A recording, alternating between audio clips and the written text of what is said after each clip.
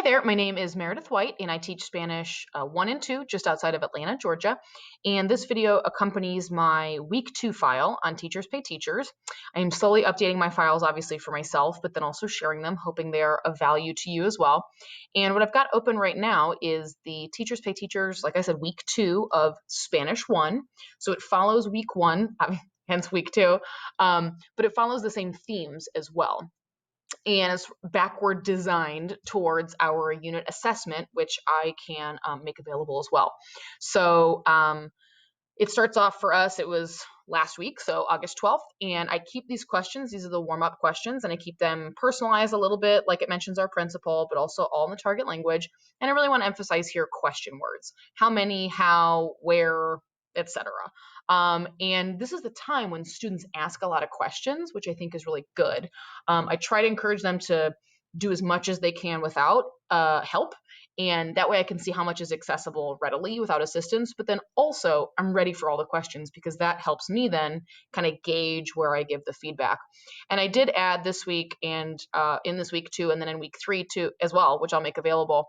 I added like an answer slide right after it. So you've got you can see what the answers were too, and I tried to kind of format that in a way with the highlighting and everything that was straightforward. Then it goes down here, and I made this just based on my students' feedback this year. This was new. They started to see the parallels, like, wait, there's soy and estoy, and both are am, and I don't know which one you're referring to. So I made this, and the colors kind of go together. Then we pull out weather, which I just screenshot from like weather.com/es, I think it is when it's in Spanish.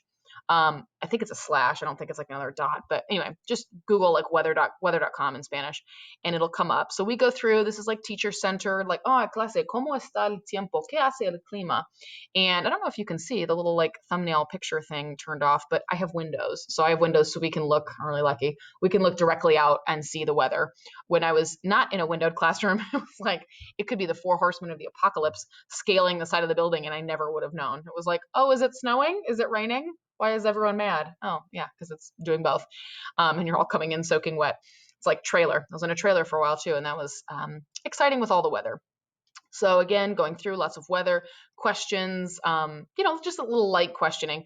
And then here's Amanecer, and they're going to see that a couple times this week too, which fits in with the Nicky Jam song from week 1, hasta el amanecer, until the sunrise. So that's pretty cool. I also like to use this video as a movie talk. My comment down here, fire guy juggling video.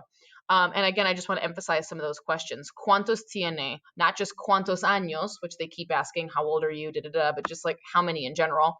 Is there a problem? Because they're starting to go, wait, is that like is it there is? And so they're starting to ask questions about that. And again, the S versus esta, function right there. Then we go back into Parker. Poor Parker, he's having a hard time.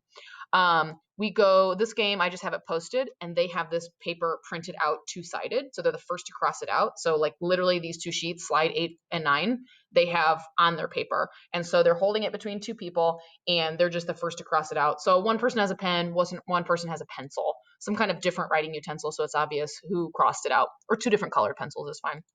It's just a fun little scratch out game, which I think the Engaged Spanish Classroom, I think Erin sells it. I think as a taco game. I think that's for Taco Tuesday. It's like little pictures of tacos. So it's like that without the shape. And I need to start doing that. I bought it. I just need to start doing it. So then here comes Parker again. The red is new detail. And I'm trying to start to incorporate age and weather. We're going to start playing with those. We play Quiz Trade from Martina Bex. And basically they create a question down here, come up with one question you can answer about the story. So they get them playing with the question words. And then once I've kind of run around, they've been playing Quiz Trade, and I've like sort of given them feedback on all of their questions. Oh, flip that. You want to say ¿Cuántos años tiene? And as they're doing Quiz Trade, I'm editing. Then they're going to put the edited version into a Gimkit kit collab. And so they're going to make their own Gimkit set, and then we're going to play it. So that editing part is key, or else they're forming questions that like, it's already novice to novice, and other novices are like, what's he trying to say? Oh my God, this is a disaster. So you have to edit on the fast, like on the fly. After we do that, they've got all the information. They've made all these different questions, and I give them 10 minutes to translate the whole thing word for word. Not give a summary, but do a full translation, and then I show them my version. Sometimes I call this game Unreasonable Teacher because they're like, "Do we mark it?" I'm like, "You know what? Yeah, be unreasonable. Like this, I want it to be word for word," which we know in language is not fair because they could have said it's cold, it's rainy, and Parker's sad, and they're still getting the gist. I want it to be exact. So they trade and grade. It's formative, so there's no grading.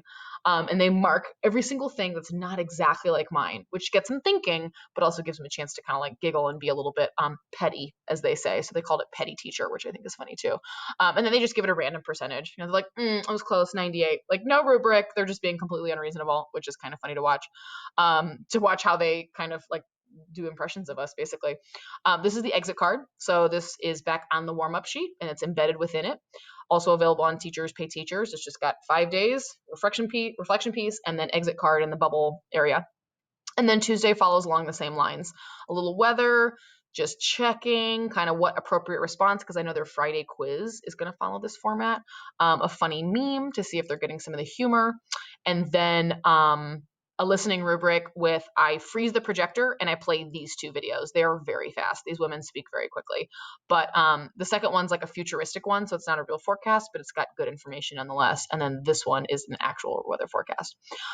We finish up with I show them this and just confirm. And then we play Running in Circles, which I purchased here from Senorita Spanish, I believe, or it might have been Engaged Spanish Classroom. I can't remember. And so I put the link down here.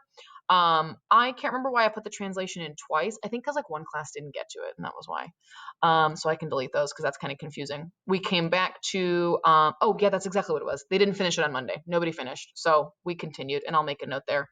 Continued from the previous day. Students didn't finish in 10 minutes, which I think is okay. Gives them a sense of urgency. If I think something's going to take 20, I'm definitely giving them like 4. I mean, not that extreme, but like 15. If I think it's going to take a while, I kind of want them to keep going. That way the consequences are natural. And I can say, oh, you better hurry up because I don't think you won't have time for this next activity. And this leads to that. And they're like, oh, okay. Like, it's not just like, I need you to keep going because I'm the teacher and I'm in control of you. Like also that, but not fully. I show them the translation and the text side by side, and that takes up just 12 font when it's printed on a paper, barely half a page. So they realize how little text it really is, because they've been like, oh my God, translate the whole thing. Like, yes, it's like 2 paragraphs. Then the exit card, obviously. Warm up for Wednesday, and I've got all the things in here. I mentioned the 2018 eclipse. I do a little bit of questioning here. I want them to start talking birthday, month, season. Then we play a little sort of translation volleyball, kind of a twist on that, with the Parker story. So they have the text, or I can just like post it. You know, they look at the 2 jobs. Okay, decide who's person 1, person 2, and then I can post the story. And then lastly, we do. I purchased this QR code scavenger hunt with weather, and I have those hung out in the hallway. So yay, beautiful. We do that. They use their phones, and then we head to the media center to do a Flipgrid video, and the student instructions and everything are linked down here. So now I want them to take all the questions that we've been doing, but also add 6 and 7. So that was why the scaffolding to the birthday was there. Be able to express your birthday and be able to express your favorite weather. Exit card, and then August 15th, which I think was Thursday. Yeah, Thursday. Thursday we did a little bit of weather, and then we played a gambling game. And this is my favorite game that I got from my colleague Adrienne Riley. She's amazing. And I love this game because basically it's just like cash money. And I've got the instructions here. So you print out like random money or whatever currency, like classroom currency is cool. They can, if you use like some kind of incentive system with that. And basically, they're sitting next to each other. I've linked a video, and they're sitting across from each other or next to each other. They decide on money first. So they decide how much they're going to bet. They haven't seen the question. They decide how much they're going to wager. Great, 5. They put down 5. And then I click the question, and then whoever responds first and correctly gets to keep both money. So if they both say the same answer, it's whoever was first, unless they're both wrong, and then keep your money. But if they both say the same answer, it's right, and somebody was a little faster, it's the faster person. Any kind of argument or whatever, I take both people's money, I distribute it to other students. I'm the bank and I am the police. And so, ta-da, sorry, life's unfair sometimes. Any kind of arguing, I do that. If you run out of money, we just publicly humiliate you, and the bank has to give you a loan, and that's me, and that's a real shame. So I'm like, oh, clase. Que lástima. And that's even a fun thing to have them exclaim, oh, clase, so-and-so no tiene dinero. And then correlate, que lástima. And they learn que lástima. So I've got about 30 questions. I found that 20 really isn't enough and 40 is way too many. They start getting bored. So 30 and you keep it going. I think 30 is reasonable. And so I had a bunch of different screenshots, etc., and all kind of leading to that quiz that I knew was going to happen Friday.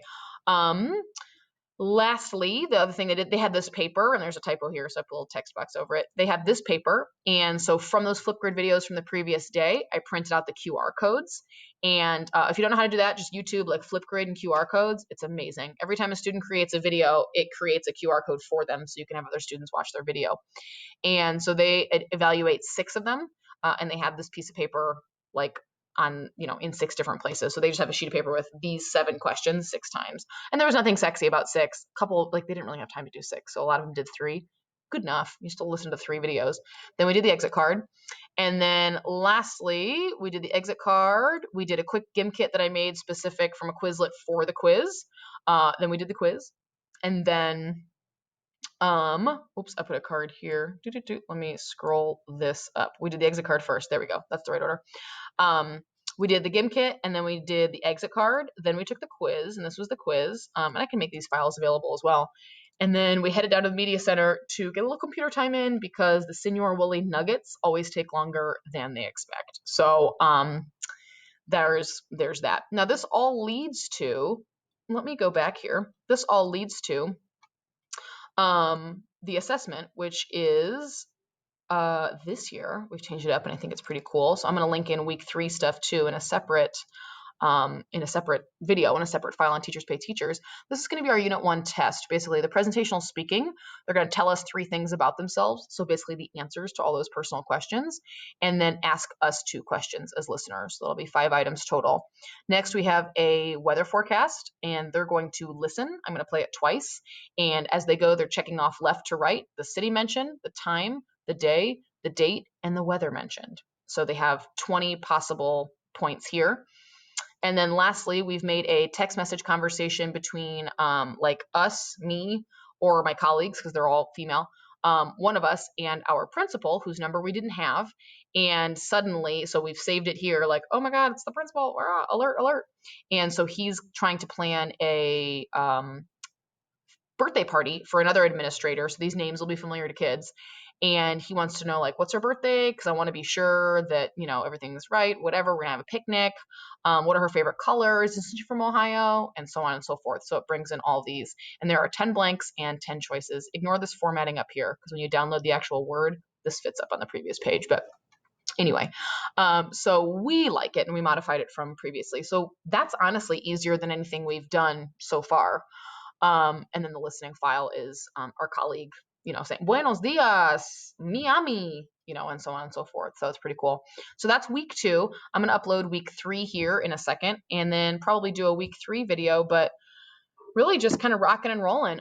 This unit is designed to preview a lot of things they'll see in future units, and it's designed to just keep things rolling and actually be harder in class and more information in class than really the expectation is going to be on the test. So it's backward designed in that way to be, let me touch you down, you've been like up my nose, sorry.